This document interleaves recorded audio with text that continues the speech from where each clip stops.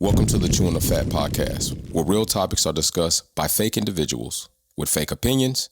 Even if it's the host or the guest, don't take them seriously. And if you do get offended, guess what? Shit happens. Leave it below in the comment section. Let's roll. No. Damn sure is. For sure. Hey, so what's going on? Welcome back to Chewn podcast. We back at you with another one. By the time you see this one, you will have seen our live public reactions to the Cracker Barrel situation. Definitely a good time. We will be out again with the nation.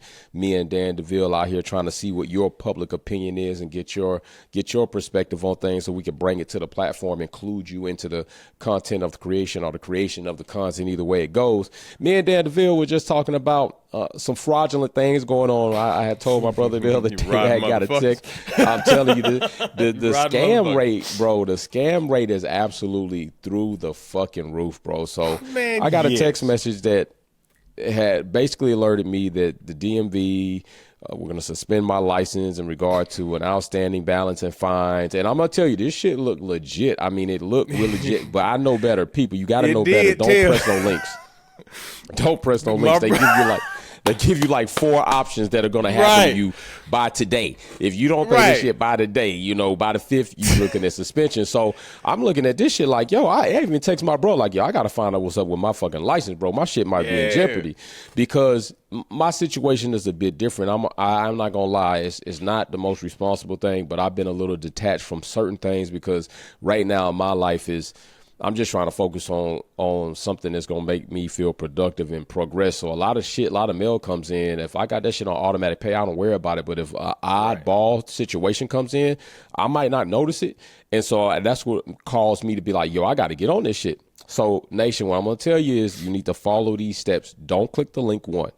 2, you can go to the DMV's website. And on the DMV's website, there you go. They have a section where you can put your birthday and your driver's license in, and it will tell you if you got any super speeders, if you got fines, if you got something outstanding on your license. It will tell you if you are good or bad standing. I got the green, it was in good, but I went a step further. That's it. I found me a police officer out on the street because they do a lot of shenanigans where they just be out here chilling. Found me a cop, rolled up on him. I said, listen, man, I got this text message. It's in regard to my license being suspended. I'm trying to figure out what's the best way to go. He was like, you got it this morning? I said, yeah. He said, I got one too. So he said, so y'all man, I got one. Yeah, you got one. You sorry, motherfuckers. Y'all send them to the police, to the people. Y'all send it everywhere. They send this shit to the police. So the cop But they just casting the net on the scam. Everything about it. Nobody's off limits, bro. Everybody's inbound. So he hops out of his cruiser and shows me his phone. The only difference between his text message and mine is these motherfuckers put a koala emoji in his, so he knew it was some fucked up shit. But he said even back at the police station, several of his partners were getting that same message. He said, man, don't worry about that shit. Like, you could check the DMV or call the DMV, but we've all been getting this. So, Dan DeVille, this scam rate is high. You said you got one the same day, brother, right? So, man, they trying all kind of shit, brother. I got one the same damn day. And let me tell you something. Reading is fundamental like a motherfucker, and life experience is too. Life experience, Nathan. Because my brother Jay is I got to give it to you, my brother. You much more thorough than me on things. You know what I'm saying? You really dig in. You know, and you go through all the proper procedures and protocols. Man, when I got the text this morning, I said, ooh, shit. You know what I'm saying? Because I know. I know I've been, deeply in and out of the HOV lane. I'm over in the HOV lane. Some days, I'm running 100 sometimes in that mode. I got that camera might get you.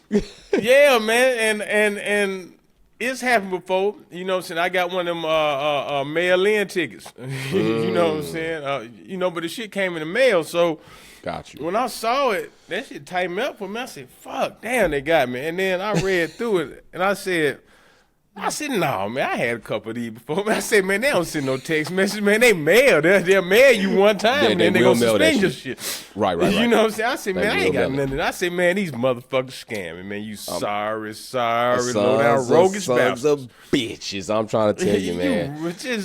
You internet rogues. Matter of fact, I know Dallas Turner got hit with some shit like that too. The football player for the Minnesota Vikings. It was something like that where he got hit with a scam thing where he had to pay some odd thousands of dollars and he ended up paying it, and now he's trying to go through the process. He paid it. Because he paid. You know what? I think from his standpoint, you know what I was thinking? You're a rookie. Something came through. It looked legit. You didn't want nothing to blemish your record. They told you you're going to be outstanding. So I think he just went and he paid it to just say, hey, I took care of this shit, ain't nothing worth, and it ended up being a scam. So they did end up getting several thousands of dollars from him. Matter of fact, I'm going to look it up and see exactly, or at least what was reported to how much money he ended up spending, my brother, because mine said I owe like $430-something on the text they sent me. And I said, shit. I said, man, that's a lot. But damn. Thousands. I go to the courthouse. I got to talk to somebody. Damn, right. I'm going to the courthouse for sure. Like I was gonna go took myself down to the DMV. I had got online and saw, hey, okay, it's good. So, okay, brother, listen to this. Listen, it's more than I thought it was. Dallas Turner scammed out of $240,000 bank fraud. Shit, that's his whole check.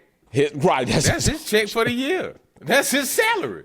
Right, that's his salary. And that's what's unfortunate. So his situation, and this is on ESPN, it's on the NFL. So basically, through an investigation, several suspects have been identified, and we work toward criminal charges to hold them accountable. Eagan, Minnesota police, Evans stated that approximately $2,500 of the stolen funds have been returned. Evans said aiding the investigation remains active. So he's only got $2,500 of that back. It says the bank transfer $120,000 each Island Food Truck LLC. Turner, 22, later realized he may have been a victim of fraud scam after discussing the matter with a family member, according to the affidavit. So what's even worse is how, and this was through J.P. Morgan Chase, but what's even worse, how this kind of played out, I think it was family that actually ended up scamming him. His own family. Oh, man. I think it was his own family ended up scamming him. And I don't know the full story. We could read through it, but we're not going to spend that much time. But I think he had given them some money. I think they might have changed the check amount and cashed it in for $250,000 or $40,000 versus the $24,000. So you got to watch out for your own family out here, Nation. I'm trying to tell you. Nation. Got to watch out. Nation, man. And then on that, see, man, see, you open up a rabbit hole here, Brother Jay. Right. You know, man, you open up a rabbit hole with this here, my brother, because, man, when you get scammed by family, and again, it's family, you know, that's when, you know, you incorporate that turn the other cheek thing, right? Okay. But right. But it's what is the threshold where you say, nah, I'm finna put your roguish ass in jail? You know what I'm saying? What's the threshold on this, man? Right. Nation, hey, that's a Nation, good question we want to know, know, man. This is just a question. You know, because we deal with things with family, you know, and yeah, they family, we love them. You know, however, family can be going through some things, man. They can do some irrational dog things. Shit, right? And at what level does what they going through supersede what you going through that that just make you say, you know, hell no, man, I'm gonna put your ass in jail behind this shit. Correct. You know? Correct. Yeah, that's a good question, because that's a real touchy subject, right? So that is a good question. We're gonna let y'all answer that in the comment section. I think that's a very solid question by Danville. What is the threshold? What are your limits to the point where if you encounter something like this, family member frauding you out of your financial earnings, at what point or what monetary value do you see it fit to go ahead and take legal action to the point that you're talking about imprisonment of a family member? That's a very good question, brother. That's a very good question. That's a tricky situation. I think it would really depend. That's real tricky, right? That's real tricky. So yeah, man. And it gets tricky because, man, see, the thing about family is, you know your family. You know the inner workings. Correct. You know, it's different when you scam on somebody on the outside, because you'll go lawyer up, and you know you may be able to actually recover, you know, the judgment.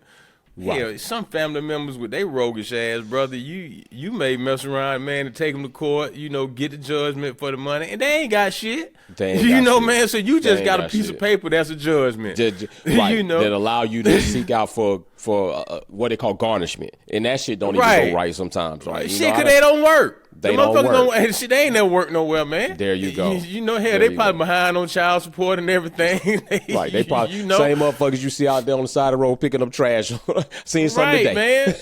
You know what I'm saying? And all it's gonna do, man, is make the next barbecue or the family reunion real awkward. uncomfortable. Motherfucker. You know, man, because they gonna pop. They roguish ass. Hey, you know what I'm saying? Like ain't nothing happening. Ain't nothing happening. For sure, man. And I ain't the type of motherfucker let that shit roll. Yeah, I can't. Yeah, right, man. Man, that's a good question. Let us know, man. How you handle that? Yeah, man? let us know how you do handle that, man.